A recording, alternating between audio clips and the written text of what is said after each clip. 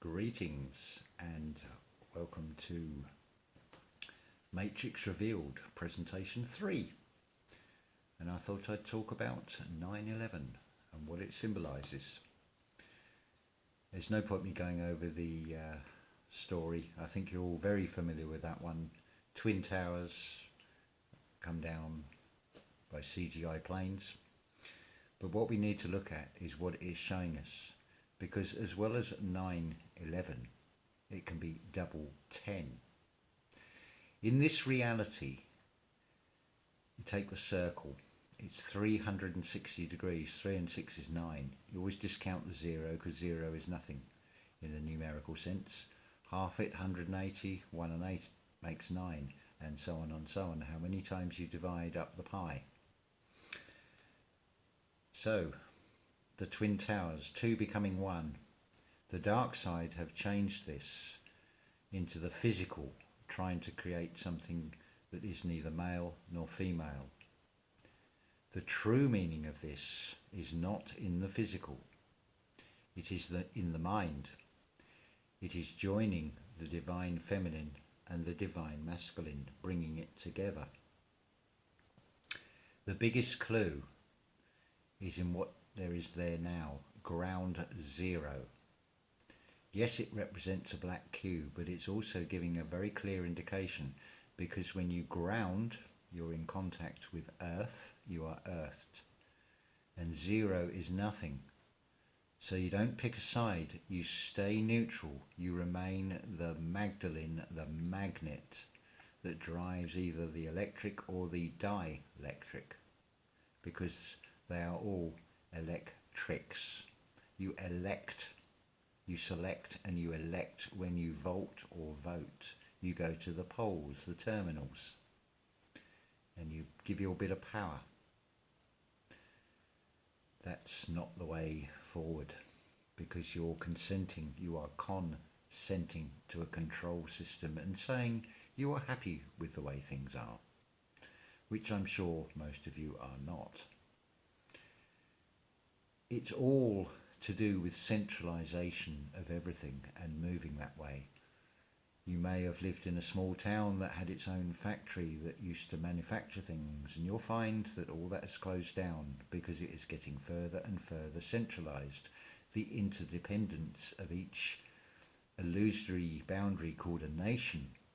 Everything is set to divide and conquer. Notice you've got the C-O-N. Always be careful with anything that starts with the C-O-N, because it is always a con. When you go into a court, you consent. You become a consumer. You're no longer in summer, where there is most light. All these words, all these letters, because they are being let to us. We don't own the words. They are the definitions that they tell us about. I'm going to refer you back to Matrix Unlocked, episode 2, where I explain about the entire alphabet, because it is an addiction. You add diction. That's why I've said you have a gambling addiction every time you place an all-far bet. I was asked earlier about the 27th letter. It is the ampersand, because what are amps? Amps are watts, that is power. What is sand? Tiny little crystals. You put power into those. We are atomic, we are atoms. You empower yourself. It's ampersands. The E is the energy, the R is the Ra, the roar of the lion. The true light side, not the dark side twist, which is a lying heart, but a lion heart. This is shown in The Wizard of Oz. That is what the lion lacks, the courage. And this is what humanity as a collective is lacking, is the courage, because everybody is in fear. They are intimidated. When you get a summons, and you feel like you are obliged to go to court. No, because you're giving your power away. You are accepting the legal fiction, because a summons can only be given to something that is dead. You summons the dead, not the living. You are a living being. And it's all done by tricks. They don't force you into this. You consent because they trick you with a con.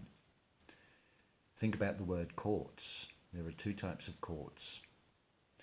Well, three if you include tennis. But in the legal courts, the legal eagle, because remember the eagle thinks it is above everything else. It comes down and steals. It gets its claws in. That's why the eagle is symbolised so much in coats of arms and things, and on various symbols, normally with aggressive empires, because it is getting its claws into each and every one of us. And that is what we have to recognise. And we need to find the courage of the lion within inside us, because we all have all the zodiacs. So we need to find our Leo within us. It is the heart, the earth, the ether, the fever, the feather. It's encoded in all these words. Within the heart you have EA, ear, and what you listen with, your ears. But you also have a third ear, don't forget. That's the one that tells you what is balance in the physical. But metaphorically and spiritually, it is also the balance. And that is always staying neutral. Not picking a side, not vaulting, not voting.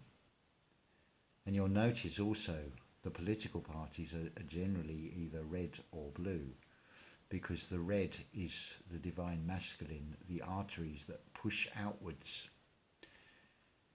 The veins are blue, the divine feminine, because they draw in, but it's drawing in knowledge. It's the intuition, the divine feminine. That's what we need to find. We don't want to be aggressive and pushing outwards. Yes, we do want to be radiating out our magnetic energy. So it's, in some ways you could say it is more correct and better to say I'm rather than I am, because the M is the Magdalene, the divine feminine, the A, the alpha. So ladies first, so MA, like a magnet, Magdalene, magnetic energy. It is the driving force that drives the electric or the dielectric. If we stay neutral, we do not empower either, and they cannot operate unless we give them the power. Same as in the courts, they cannot give your power away. And this is a repeat in every aspect of our lives in this three-dimensional. It is all done by illusion and by trickery. There is no power. The power is within us. We need to find it again. This is why we are entering the age of Aquarius, because it's the age where we take back our power and we break this cycle. Geometrically, we are between 1 and 9. You need to add something else in the mix. How about 10, Aten, the light, the sun? Because when you shine light on darkness, it is destroyed. It has no power. It only works on illusions. That's the only power it's ever had. It uses our shadow selves and tricks us and keeps us in fear and in low vibration to achieve this. This is why you have this stark contrast between a preschool child who is open and inquisitive and wants to explore, and a control system of education, because it is the stem of a cyst stem, and it is cancerous, and it will keep you in low vibration. It will base all the things, all this intellect that they give you on a fake foundation. This is how they trick us, and they don't teach you to learn, they restrict you, because it is a contract. And they restrict you like the boa constrictor will put a stranglehold on you and squeeze the life out of you, out of your spiritual energy, if we allow it to happen. Because if you start asking questions, you get told in school that you have to stick to the curriculum and you have to go with that curriculum. Curriculum is a circle, it's an endless loop. And this is a very loopy world after all. But all we need to do is lift this veil of deception. And because it is one of 2 days, the conscious days, we can make dreams come true. And that is something worth pursuing, I think. Because you don't want your purse on, so it is open so they can just help themselves. We need to pursue and find the truth, find the way out of this. And there is a key in the very last letter of the alphabet, the silent one. I said before, watch for the silent third player. It is even in words. It is that ampersand. It looks like an 8, but it ends. It starts by going up, but it's going to the left, and then it curls round. It crosses over itself. It's now descending, but then it starts to come back up again, and it then goes on a level playing field in the middle, because it is neutral. The ampersand is the representation of 2 things coming together. That is the left and right brain. If there are 2 of you, even better, because you have 2 left brains, 2 right brains, you have 4 angles, 4 angels. And as I said before, pi is 3.14. 3 is divine feminine, 4 is divine masculine. The point between 3 and 4 is 1. The 2 create 1, not in the, well, it can be in the physical sense with a baby, but it also can be in the spiritual sense, the sharing, the coming together. And it can be in the mind when you see eye to eye with your caduceus and with other people, and there will be no more malevolence, there will be no violence, just benevolence. That is the dream we can make come true. Thank you.